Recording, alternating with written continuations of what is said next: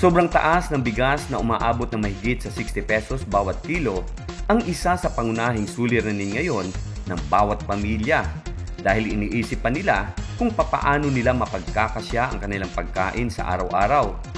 Para malunasan ang malaking problema sa hapagkainan ng bawat pamilya dito sa Kabanatuan, pagpasok pa lang ng bagong taon ay sinimulan ulit ng pamahalang panlalawigan ang pamamahagi ng sako-sakong bigas.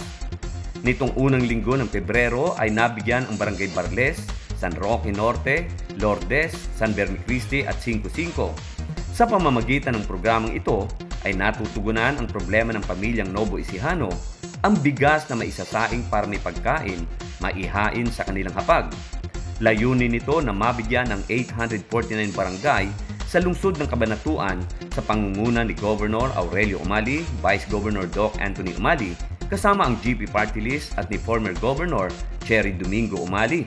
Lubos naman ang kagalakan at pasasalamat ng mamamayan ng Cabanatuan sa walang sawang pamamahagi ng bigas na sinimula noong nagkaroon ng COVID-19, pero kahit tapos na ang pandemya ay patuloy pa rin ang malasakit para sa mga Novo Ecijano.